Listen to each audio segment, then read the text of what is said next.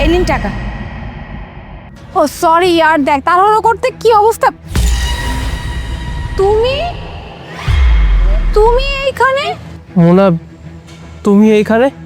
মুনা, তুই ডেলিভারি ম্যানকে চিনিস নাকি? হ্যাঁ, ও আমার এক্স বয়ফ্রেন্ড, মানে যার সাথে আমার সম্পর্ক ছিল, মানে ব্রেকআপ করে দিয়েছি, ও সেই। কি বললি তুই? এই ডেলিভারি ম্যান তোর বয়ফ্রেন্ড ছিল? লাইক সিরিয়াসলি আমি না বিলিভ করতে পারতেছি না। দোলা দোলা ও ডেলিভারি বয় ছিল না, ওর অবস্থা অনেক ভালো ছিল, ওর ফ্যামিলির অবস্থা ভালো ছিল, এমনকি ওর জব হওয়ার কথা ছিল যখন আমি ওকে ছেড়ে দিছি। বাট আমি বুঝতেছি না যে ওর এই অবস্থা কেন। মানে সাজিদ, আমাকে একটু বলো তো, তুমি ডেলিভারি বয় কেন? ভাগ্যিস তোর ব্রেকআপটা হয়ে গেছে, নাহলে আমি ওর সাথে তোর ব্রেকআপটা করিয়ে দিতাম। দোলা, আমি তোকে বলতেছি তো যে ও এরকম ছিল না, ওর অবস্থা এরকম ছিল না, ওর অবস্থা অনেক ভালো ছিল, ওর ফ্যামিলির সবাই ছিল, আমি এটাই বুঝলাম না। আচ্ছা সাজিদ, আমাকে একটু বলো তো, তুমি ডেলিভারি বয়ের কাজ কেন করতেছো? তোমার তো বাবা ছিল, তোমার ফ্যামিলির অবস্থা ভালো ছিল, এমনকি তোমার সাথে আমার যখন ব্রেকআপ হয়েছে তখন তোমার একটা জবের অফার আসছিল, জব হওয়ার কথা ছিল, তাহলে এই অবস্থা কেন তোমার?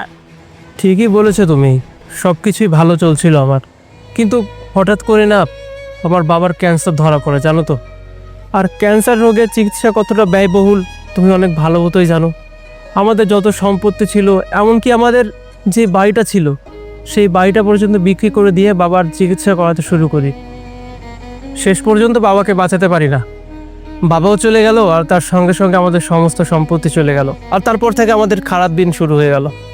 চাকরি খুঁজতে থাকি, কোথাও চাকরি পাই না, আবার কোথাও যদি চাকরি পাই ঘুষ দেওয়া লাগে, যে টাকাও আমার কাছে ছিল না, বেশি টাকাও ছিল না যে ব্যবসা শুরু করব। পরে বাধ্য হয়ে এই ডেলিভারির জবটা নিয়েছি।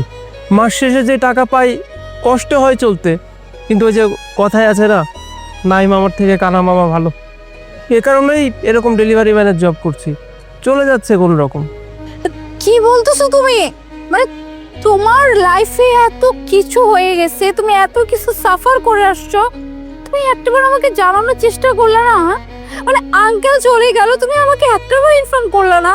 সাজিদ, আমি মানছি যে আমাদের মাঝে কোনো কানেকশন নাই, আমার ব্রেকআপ করে ফেলছে, বাট তাই বলে কি তুমি আমাকে এই ব্যাপারটুকু জানাতে পারলে না? অ্যাটলিস্ট এই সময়টাতে আমি তোমাকে সাপোর্ট করতাম, পাশে থাকতাম, কেন আমাকে জানাও না? তোমাকে জানিয়ে আর কি করতাম বলো, আমাদের তো আর সম্পর্ক নেই, তাই না, যে তোমাকে জানাবো। আর তাছাড়া কোন মুখ নেই বা তোমার কাছে আমি আসতাম বলো?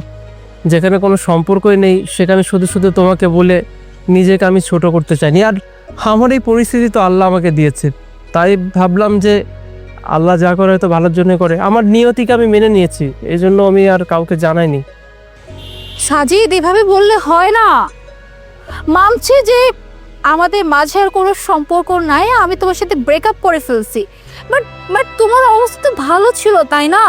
আর তুমি অনেক অনেক ব্রিলিয়েন্ট স্টুডেন্ট, তোমার লাইফে এত কিছু হয়ে গেছে, তুমি এখন সামান্য ডেলিভারি বয়ের কাজ করতেছো, তুমি একটাবার তো আমাকে জানাতে পারতে। দেখো সাজিদ, একটা কথা বলি, সবসময় যে সম্পর্ক থাকলে যে একটা মানুষের কাছে একটা মানুষ সবকিছু শেয়ার করে এমনটা না।